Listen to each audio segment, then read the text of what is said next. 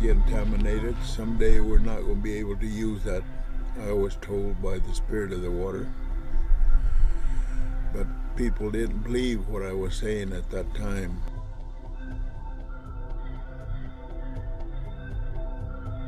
If you would have told your great-great-grandfather 3 or 4 generations ago, okay, it was horseback, foot travel, your world was probably as big as 200-mile radius of the village or town you lived in. And if you would have told them 3 generations ago that we would be having to purchase water at the store because there wasn't any more fresh water, clean drinking water.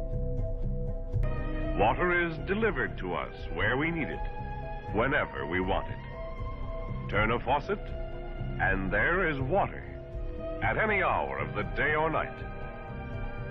Our water throughout the world is contaminated with all kinds of chemicals, and it's getting worse. We're going to have air purifiers in our home because it is so toxic around the planet that we would actually affect the global climate through our pollution. They would have thought you were crazy.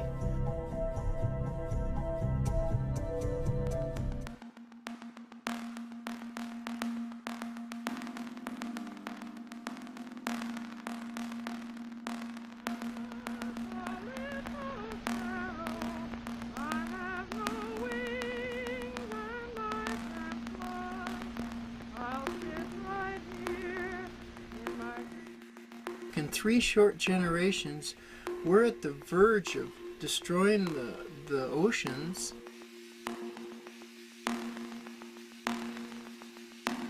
All the emissions from our machines, changing the global climate, toxic waste and the genetic engineering of food. The loss of ability to feed ourselves through other ways, and the depletion of the fish stocks in the sea is a major problem because so much depends upon that, and so many communities depend upon fish. So many native people are being heavily contaminated, as is their whole food chain, through toxic chemicals being produced in the industrial world. Ocean currents and wind currents are driving the toxins, like PCBs, neurotoxins and so on, up into the north, into the food chain. And now you're seeing all kinds of animals like polar bears, walruses, with open lesions, cancers, all due to the buildup of some of the worst toxins on the planet. These things are happening. It's real.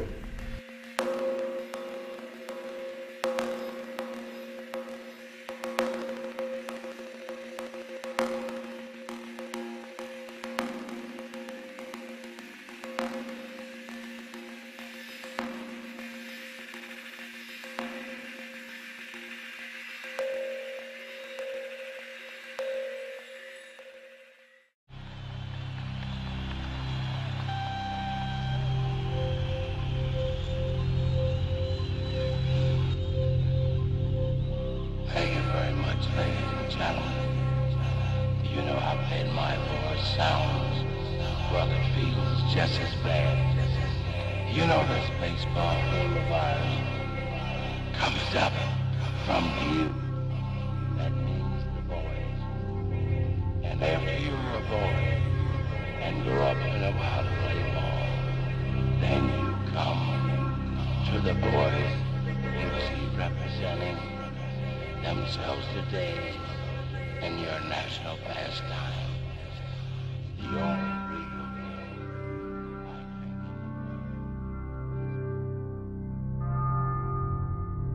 think. Wars and epidemics kind of following the same kind of patterns and behaviors.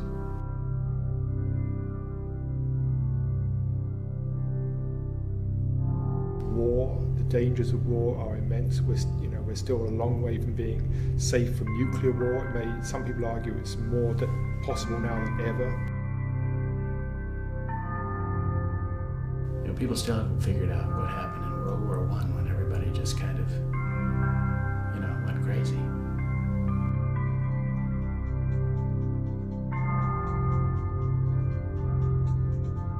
What people don't understand is they're not fighting with lances and bow and arrows and swords anymore.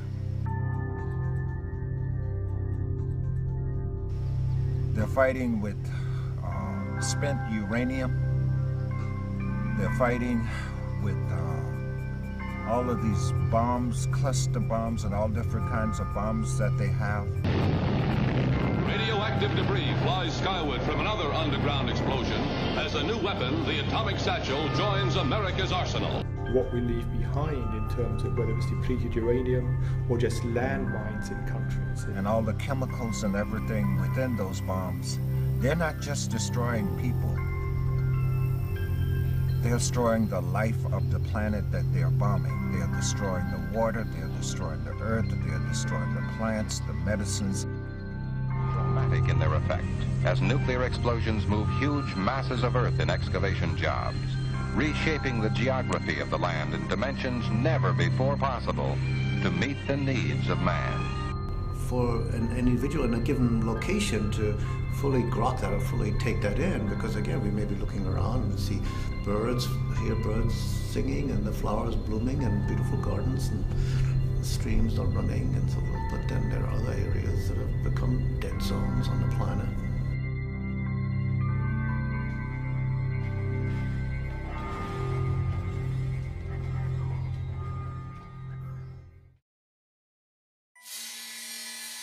The biosphere is being shredded.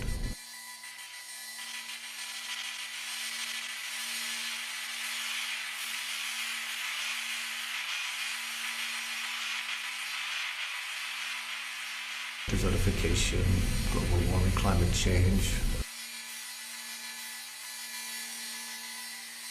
Global climate change and what that's going to mean economically, populations having to move en masse. The collapse of the civilization, not being able to feed your populations anymore, so then people walk out or move somewhere and start all over. A lot of the people that came from Europe to the New World were fleeing environmental disaster, depth of poverty and starvation, not being able to live anymore, going to the New World. But now, where are you going to go?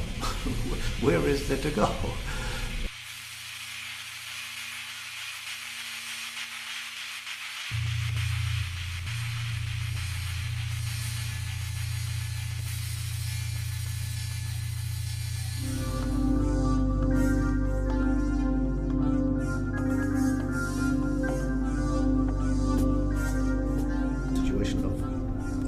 Running out, peak oil, that's it. That's it. That's never happened before.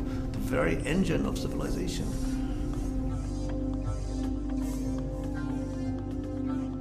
The concept of peak oil is that basically we're right about there at the globe.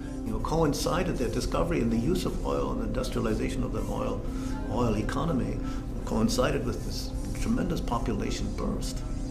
And it's all coming to a grinding halt.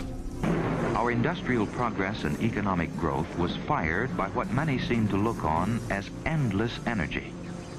But warning signs were there. The price of oil is just going to keep on rising and rising and rising. There's no way we're going to get out of this pattern because the demand is increasing and the supply is reaching a maximum. Well, this decline is happening all over the world. And when the demand grows greater than the immediate supply, the circuits break. Attention all passengers, Flight 307 is canceled until further notice. Prices are kind of nature's way of telling us that growth has to slow down globally. So whether it's 20 years or whether it's 40 years or whether it's 50 years, doesn't matter. The end game is coming. When the oil here is all gone, these wells will be dry, worthless. And that's going to cause major problems, perhaps major wars, who knows what. But it's like so many people don't even see it, don't even understand what that actually means. I mean, I never thought they would ever come to this. I mean, I feel like I'm in a science fiction movie, a bad science fiction movie, right? Suppose it could be an omen? Or maybe she's helping us.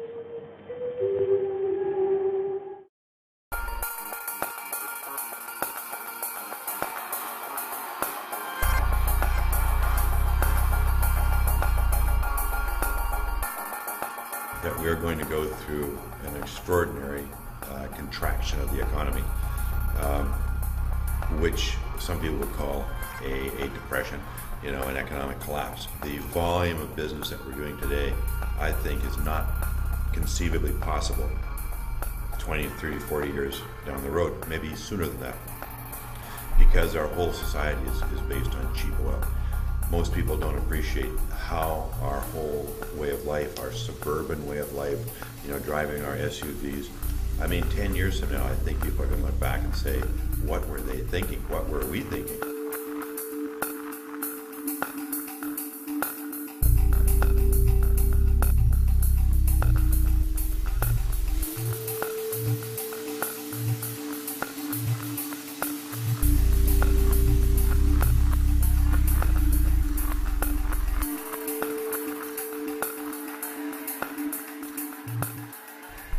The gas is no longer freely available at the pump.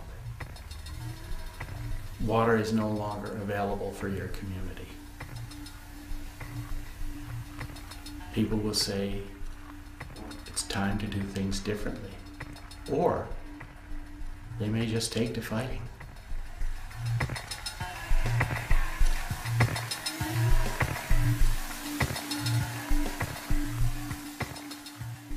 We are at the crossroads. Either be faced with a lot of chaos, disasters, a lot of different types of sicknesses, viruses, tears from our relatives' eyes, or we can unite spiritually.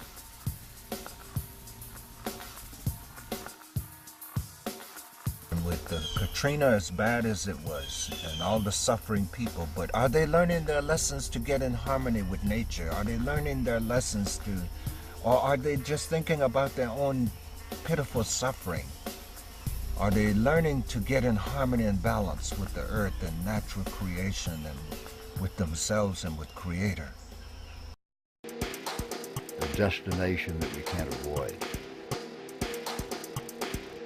Prophecies that have been given to us by the ancient peoples of showing how we would degenerate to this point of destruction, whether it's the Mayan calendar and the Mayans, whether it's the Toltecs, whether it's the Polynesians, whether it's our great elder brothers that live in Colombia in the high mountains, who are keepers of the earth. All of them have warned us what will come if we continue this way. This is what you are creating for yourself.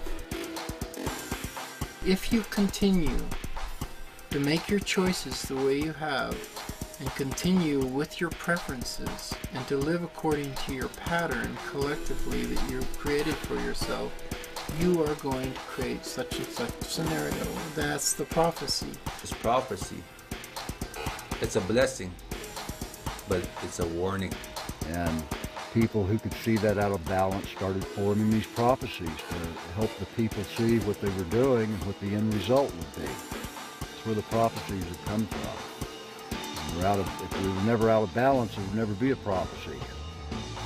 We're only to let us see a possible end result if we didn't change. Now you can ride along with the Happy Go Spending, buy it now, young adults of today. Ride with the young adults who are buying 70% of all homes sold.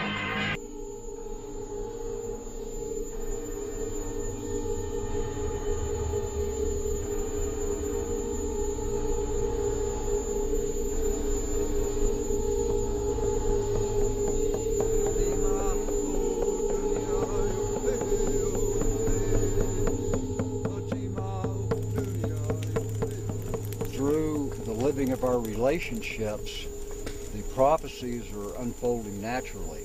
The voice of spirit that are informing us, of what results will be if we don't make the changes in our life.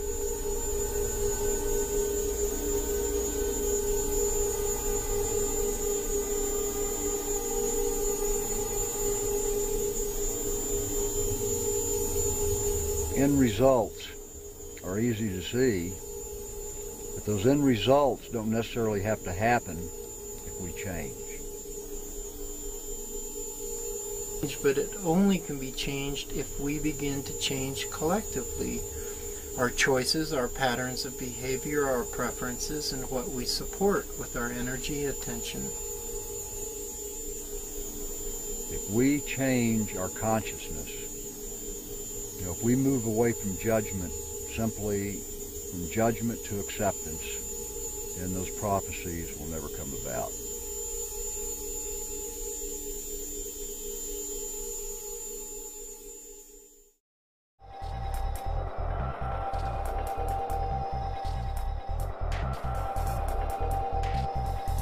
I think it's already coming to some extent. Recently, you look at all these horrible things. I mean, lately we've had to scratch our heads and think, what in the world is going on? Disaster after disaster after disaster. Can we handle it? And I mean, hurricanes, and we've known about some of them, and others we don't know, but there have really been a bunch of hurricanes, and a couple of them have been really devastating. And then earthquakes.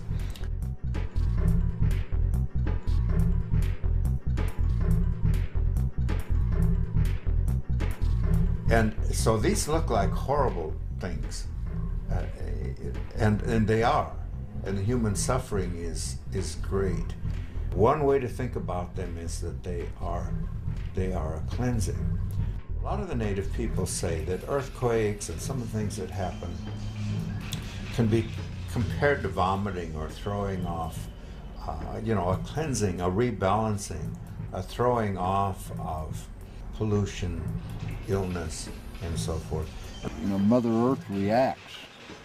The environment reacts to, our consciousness and to our actions, to our thoughts. And, that's why we're aware very fully and completely that there's a big cleansing of this earth coming, to just like we would take cancer out of a body, the atmosphere in Mother Earth's going to remove the cancer. Mother Earth is going to blow her nose and powder her face, volcanoes. And so we hear the rattle, the Earth Mother talking to us.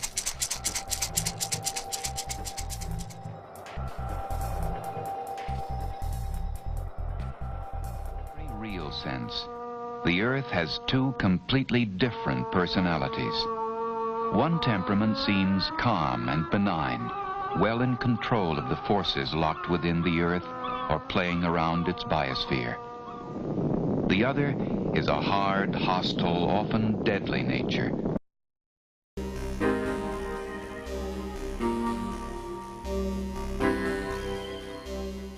The human is that being in whom the universe reflects on and celebrates itself in a special mode of conscious self-awareness.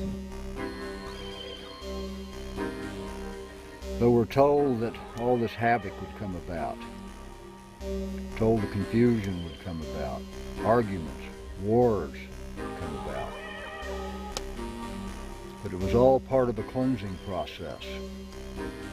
And all these things we've taken part in that look so destructive are there for us to experience them, to remove them from our lives in this consciousness that we share, so we can move to that place of balance and harmony. We had to experience all of the disharmony.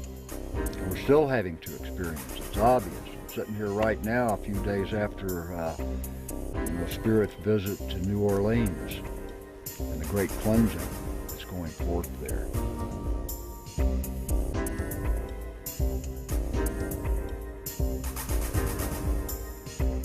We get a chance to look at ourselves and what we do in these circumstances.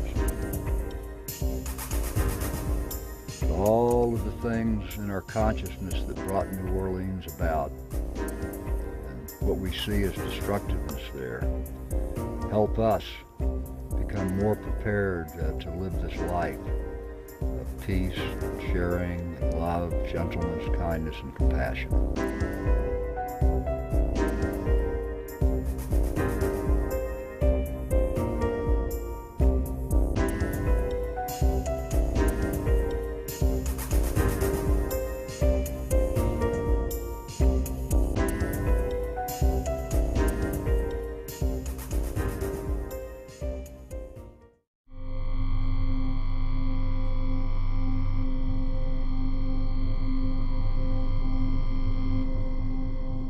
I am no idealist or optimist in the sense of things aren't getting worse in regards to all that. The nuclear threat, yes, huge and getting and maddeningly accelerating. The way that we're aggravating other countries and going to lead to hostilities. It's nuts. I can't believe anybody with half a brain would be acting the way they are in their little sandbox.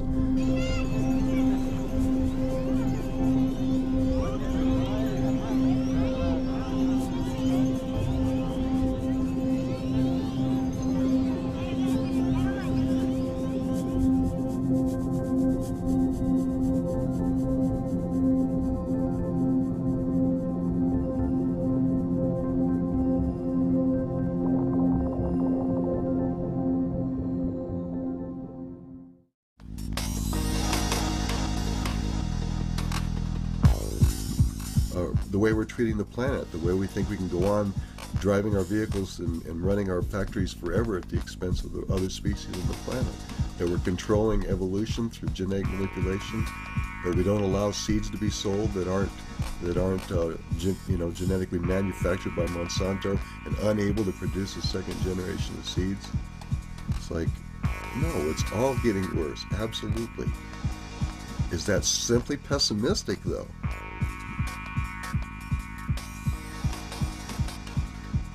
It's going to keep on increasing until it comes to a major head, a major crisis. I think that's the point we reach now. At this time in our lives, it's really come to this point of crisis where we can't go on another 50, 100 years like this even. I think probably even 10, 20 years is very questionable.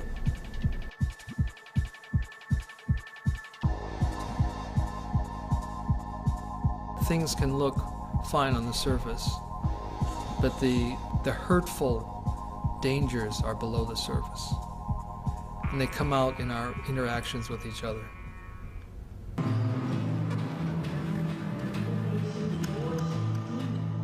All we have to do is look at it. Look at what is going on. America, the United States, they have created their own enemies.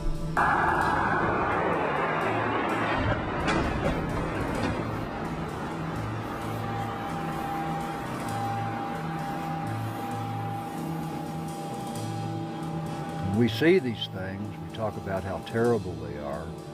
We don't want to see these things, but what most people aren't aware of, that everything we see outside of us comes from the collective nature of who we are inside. All of it. And if any of us have done any judging, which I say we've all done, we all had something to do with 9/11. The terrorist attacks of 9/11 being an indicator that something is wrong here, that we need to look at ourselves as a country and our foreign policy and our effects economically in the world and see why some people feel like we're worshiping the material world instead of worshiping the divine, instead of getting the message and kind of taking it to heart that some people are so desperate they're taking these kind of terrorist actions to get their point across. Instead of evaluating ourselves, we retaliate and we're going to make war on the terrorists.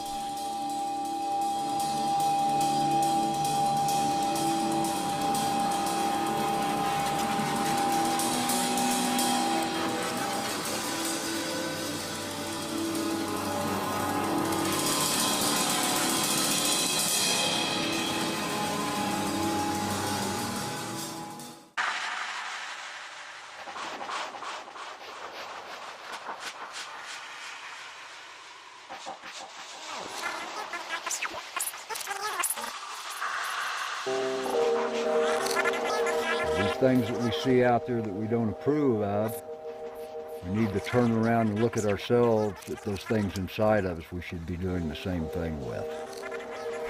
So it's a clear mirror of the trail from the beginning of when the prophecy was given to the point where we have come to in this life at this time.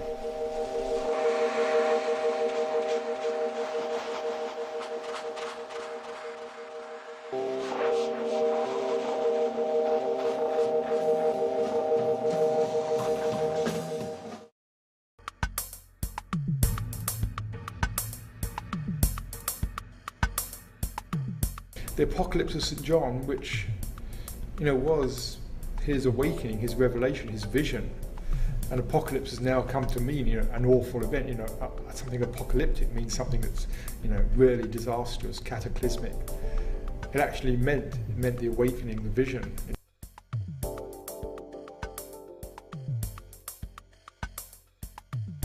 What he was seeing was just another version of, you know, whether it's the Hopi prophecy, the Kogi, or various other people. There was going to come a time of reckoning if we kept on going along this way. He was seeing things like famine, disease.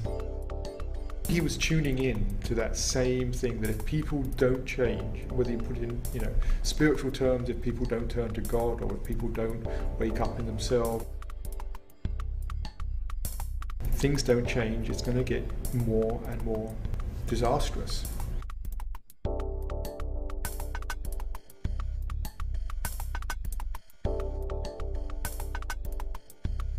There are going to be many more Katrinas. That's just the beginning. That's just a wake-up call.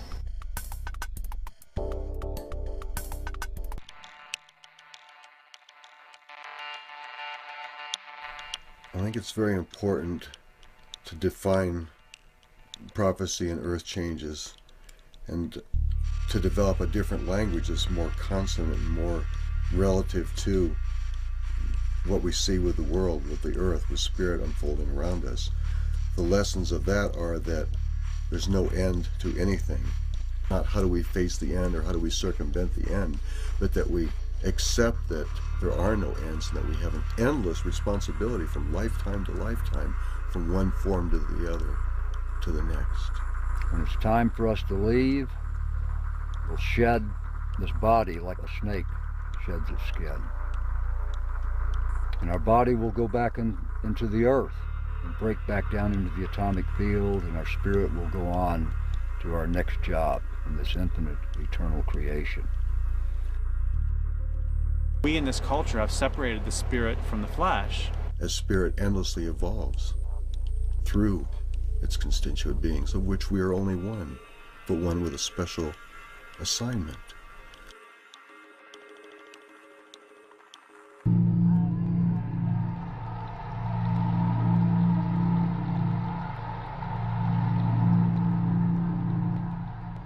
I think everybody recognizes deep in their body that this way of life has to end. There has to be a death and rebirth. But this transformation can be spiritual, metaphorical. Transition that involves the end of our hubris, the end of our mechanized society, of our control systems, of our dependence on oil. And our place in this transition, in this return to balance. What is our place? That's really the question. People that fear an end times are also the people that fear their death. They would spend any amount of money to buy a little more time with another plastic part, with another plug-in, just a little longer on life support. Those that are afraid of quote-unquote end times are afraid to begin anything. Those that are afraid of their own deaths, afraid to die, are afraid to fully live.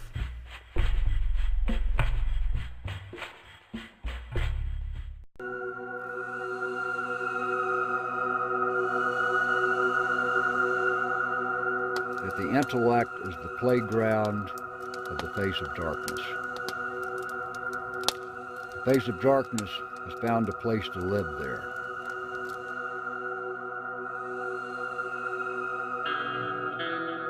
This thing called science arose, to become one of our greatest teachers. We want to put that intellect up there beyond everything else. All of our academic institutions are built around the intellect. And this has an influence on these prophecies and things, that I'm talking about and the results of it. The intellect itself, that we hold in such high esteem.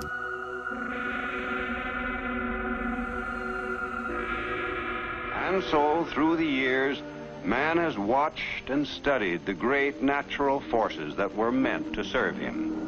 sort of humanist arrogance and superiority. Because we are superior, then it's our job to kind of arrange nature and to use nature. And science the beginnings of the scientific movement fed into that, because they fed into the separation of the spiritual and the psychic from the material. But we have this incredible experimental method we call experimental that allows us to extract information from nature. And they used all kinds of domination sort of metaphors, the metaphors of torture. We have to put nature on the rack and force her to reveal her secret, so that we can lead better lives and have more control and have more mastery and all of that. Science, it gives us the means to exploit the earth so extensively, gives us no guidance whatsoever on how to use science. And it's that inability of science to guide humans in its own use that has led to such difficulty. Type of nuclear weapon has its own safeguards against accidental nuclear explosion. These are the facts. The intellect is the most limited source of information available to us. We try to base everything we do here on this Mother Earth these days on guidance from the intellect.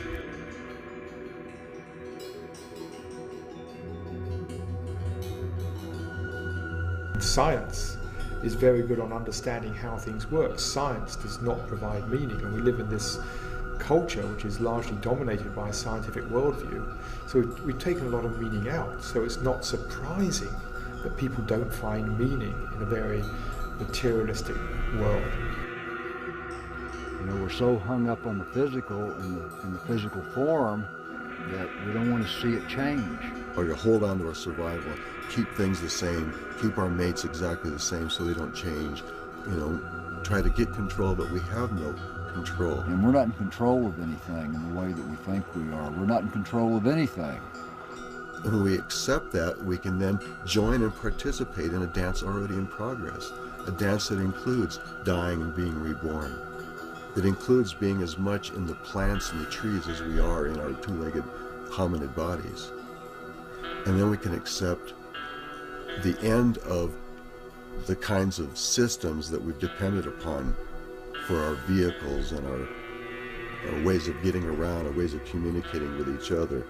The kinds of control systems and governments that are right now crushing freedom, not only in this country but around the world, are all the result of the fear of change.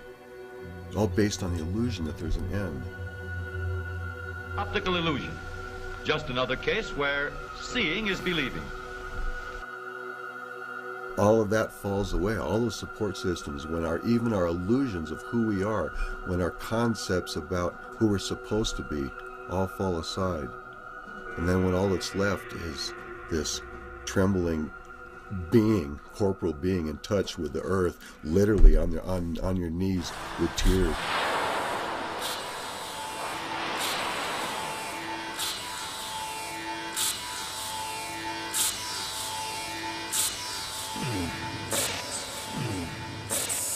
The American dream is really a nightmare for the earth. The American dream, which is greed.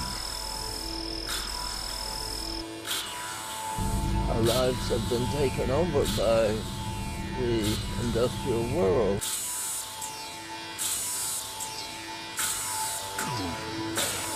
Modern transportation, modern entertainment, modern education. Modern Western approach to consumption of goods and manufacture of unnecessary objects. All the latest toys that you're encouraged to purchase and participate with. All has created an absorbing sequence of endless activities that sweep us up. Well, this is almost like being brainwashed. Advertising, marketing, hypnotizes. It's almost a belief if only you had this, you'd be happy. through repetitive selling in exciting TV commercials. Here's a preview. It's new. People got brainwashed into that. And so they have to live for that. And so people are brainwashed into the American dream. What is the American dream? Do they understand what it truly is?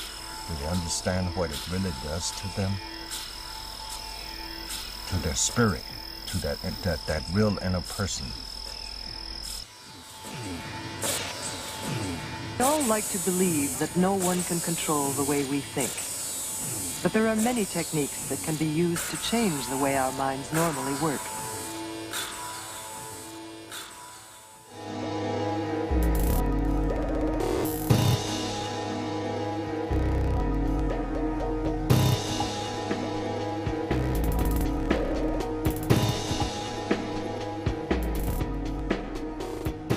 Have become a slave to your possessions. Own all these things, and then we have to maintain them and pay for them. We have all these luxuries, we have all this stuff. We have access to ice cream 24 hours a day.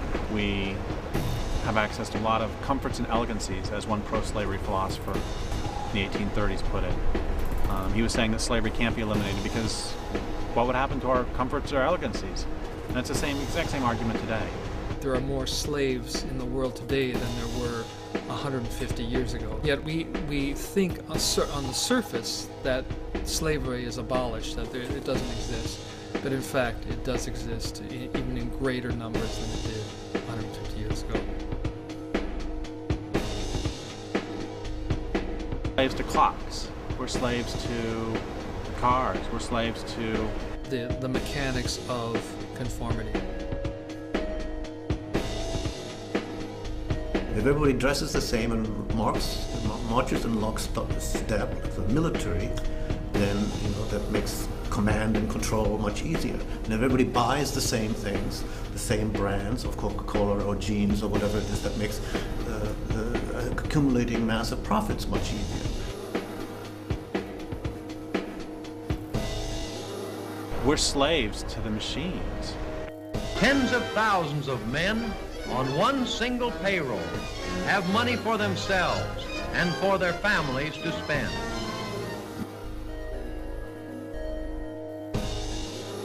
The economic system that we have in our midst right now is trapping everybody.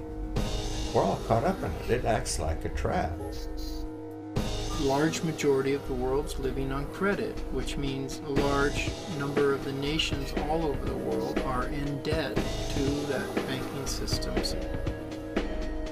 It was the ride you thought would never end. The spending spree you've grown accustomed to. Bigger homes, fancier cars, more credit cards than you could count. It's economic slavery. Literally, you can't live if you don't generate money. They're on this treadmill of hustle. They gotta have their elbows out, they gotta compete, they gotta rush every day, get ahead or you're off, you're behind. It's a trap. We took on too much credit. It was part of the American dream that we were convinced we needed to be part of. For many, that dream is now a nightmare. Let's get this straight. All around the world, men want the same things: food, shelter, and comforts. And naturally, selfishly want all they can get. You do. I do. Everybody has this in common. Through us putting ourselves first, trying to develop more comfort for ourselves. That self-interest is basically destroying the planet. That is at the root of many of our problems of today. And by continuing on the way we have, it will only continue to make things worse. It's the hottest it's been in 400 years. Humans are to blame.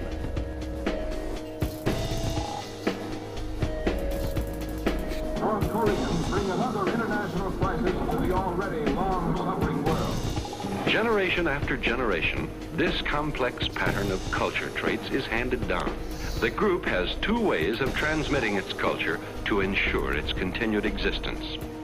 One way is through the natural tendency of children to imitate their elders and to learn from them. So we're not ourselves. That's why I shared with you the only thing that we have that is worthy of the Creator is the most honest, real, true feelings of ourselves. Everything else of ourselves have been put there. We've been told how to be, what to do, and we're an outcast if we aren't that. But what does the Creator say that we're to do? Who understands that?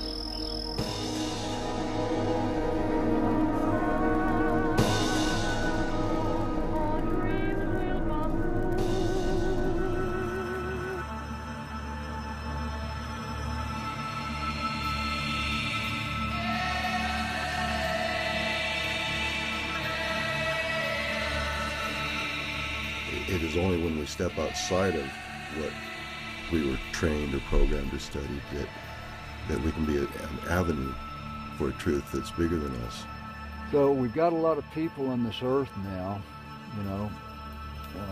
who've learned to do things in specific ways that are counter to the good health of our Mother Earth.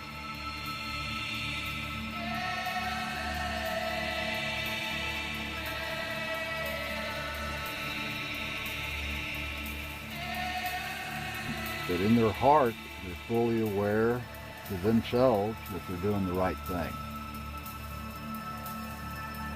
What we think is we're doing something good. That's the illusion. These days, the gas goes through all this fancy equipment, and out of it comes chemicals, which are used in making cloth and paint and plastics and I don't know what all. Petroleum derivatives kill insects and plant diseases, speed the ripening of fruit, and preserve it on the way to market. Today, a farmer can fight the odds of nature instead of giving in to them. That's the tragedy, is that humans thought they were doing such wonderful things for their children. They thought they were building such a wonder world for children.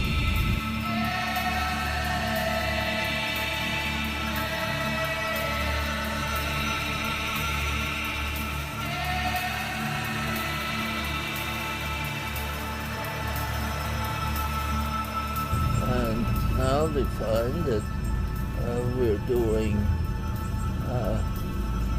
great damage to the world of our children, and we are building a world in which they cannot live, and in which nothing else can live, and it's full natural growth.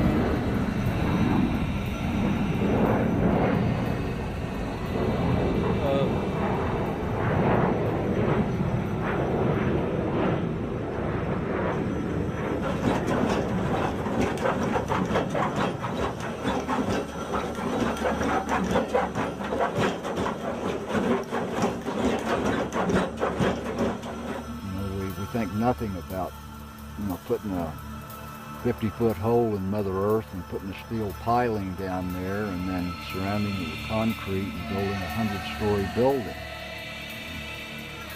No surprise to me and others that the Twin Towers were removed just to show us, that hey, you can do better than this.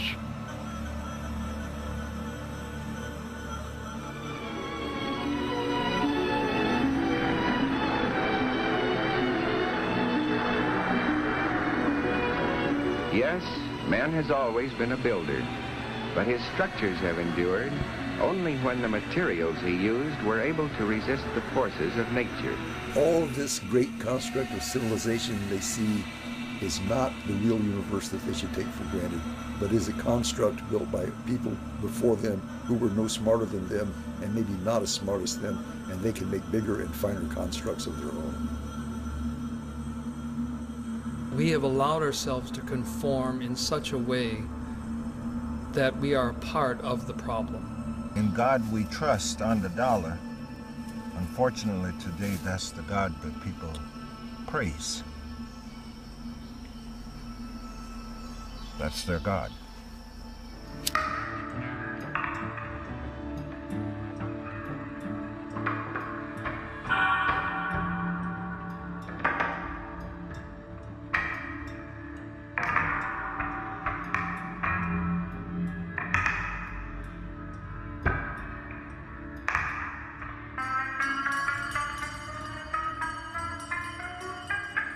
programming has been, that we're to control the earth, that we're to control the environment, that we have dominion over the animals.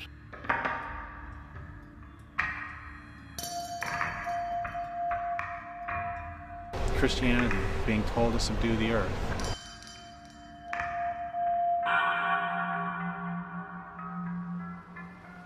If you believe one thing, then someone else has the potential to believe another, and that creates a conflict.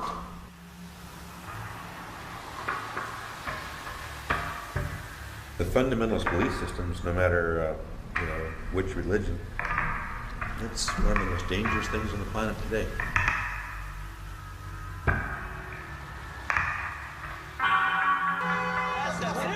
The Israelis say they were taking mortar fire from the school grounds and so responded with fire of their own. I am a Christian, or I am a Protestant, or I am a Buddhist. These are things that are unnecessary. How you can think that you, as a human being, are so able to speak with what God wants. God would say this, and Jesus believed this. You put the fear of the Lord into them, and then you show them the way to salvation. This formula has worked for a very long time. So much of the Christian experience of the sacred is seeing it, through a thumbnail, through a pinprick. It's like the sphincter of sacredness. We see so little, we experience so little in our definition of spirituality. Our society has really lost its way. I sometimes feel so sad. I mean, we're so out of balance. I mean, and we just don't even have any concept of how far out of balance we are. Come to the realization that we can do without belief. We can deal with what is.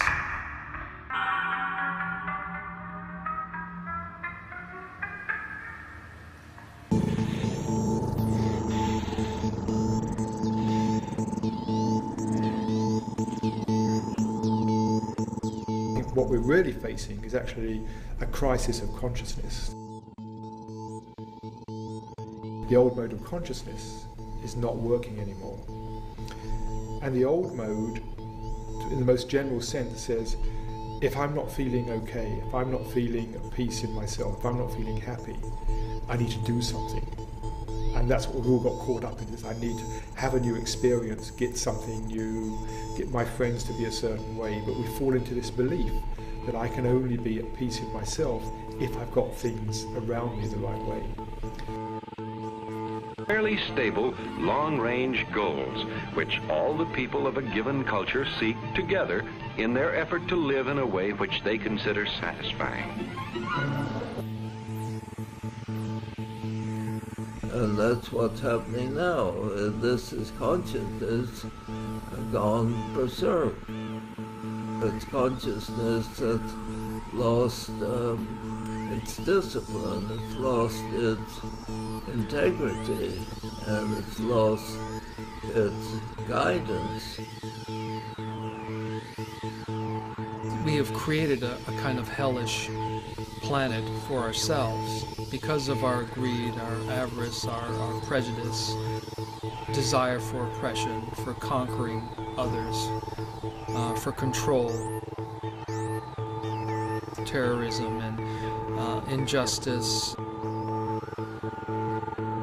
aggression, oppression, of discrimination, prejudice, of overpopulation, apathy, anger, frustration, greed, the exploitation of people and resources, the destruction of the very environment that we need to sustain ourselves. The fundamental problem is actually a psychological problem. Within ourselves.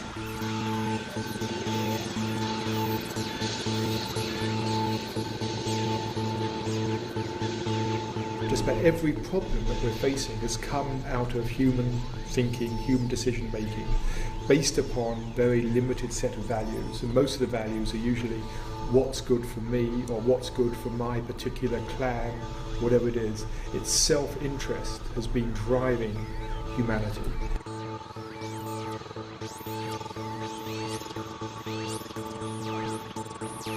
And unless that part is addressed, you'll never really have an adequate solution externally in the world.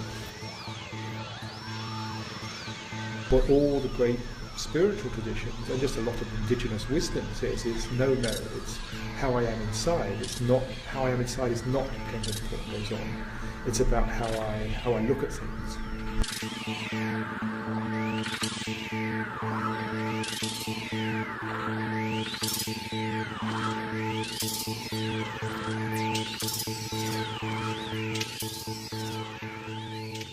The way our Western culture works doesn't give meaning. That doesn't mean to say there isn't meaning to life. There isn't meaning in the way we've been living it. Open a Budweiser and pour yourself the most inviting glass of beer you've ever tasted.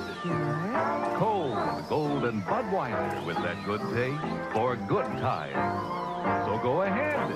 Live life, every golden minute of it.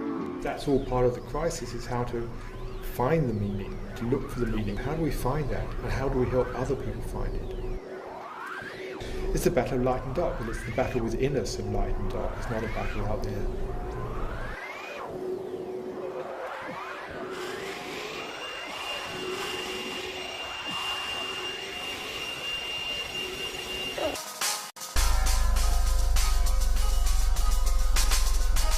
We're sleepwalking. We're asleep. We don't seem to get it, that we are getting very close to a tipping point on this planet. And the amount of denial going on is extraordinary.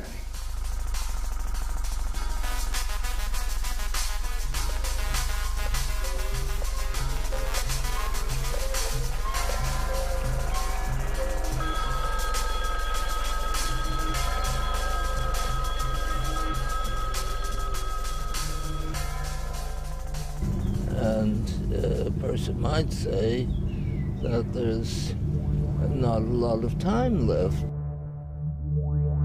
The way we're living today is wrong. I think that there's a lot of wrong things with the world at large and within our own beings.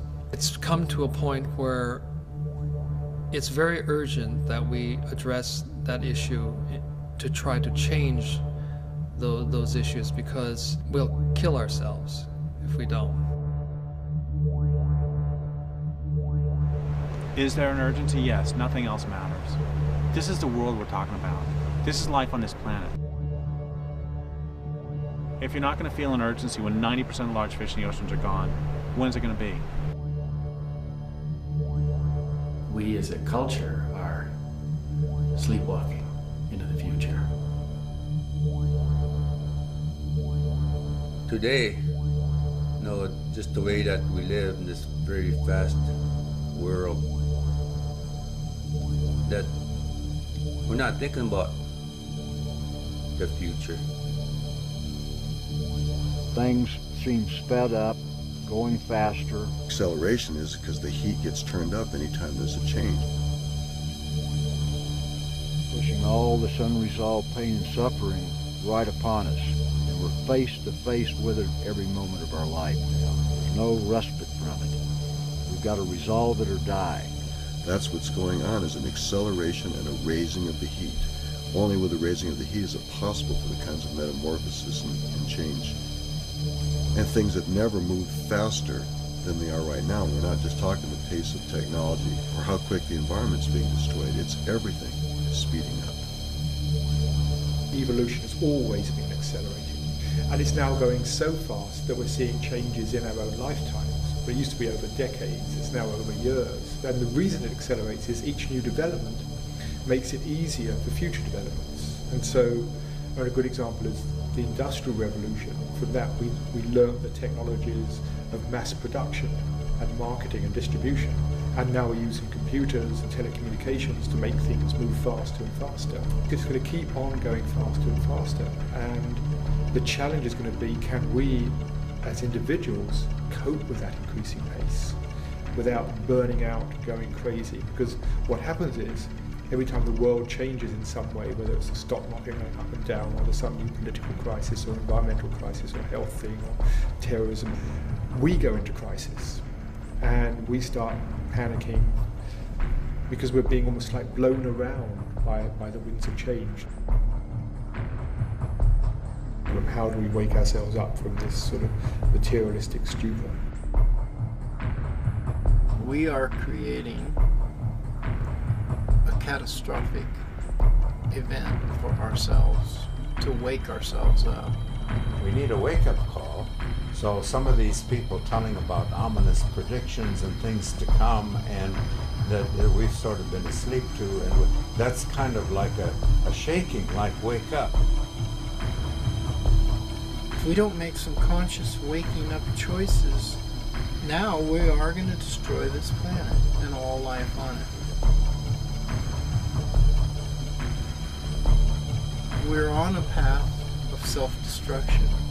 It's getting worse and worse and worse. It's not getting better. The planet isn't getting healthier as we advance in our technology. It's getting sicker and sicker. We are seeing louder and louder alarm bells. We were to deal with 2 or 3 more major incidents in the state of California. Fires, floods, natural disasters, or man-made disasters. There's not enough depth of resources in the state of California. State of emergency in Los Angeles. This is just the beginning. We're already plagued by serious drought. Summer drought has led to wildfires that are sweeping across California tonight could be the latest evidence of global warming. Incredibly hot, it topped out. Smoke is just piling up over Los Angeles. For dozens of homeowners, it's too late. The fire moved so quickly, the true extent of the damage remains unclear. A lot of times the ability to see what's coming gives you the warning, gives you the chance to do something. If you see somebody, sort of starting to fall asleep and they're about to run off the cliff or the edge of the mountain or something, you holler, hey, wake up. Ya hace rato los sabios han dicho, ya el fin del mundo está cerca.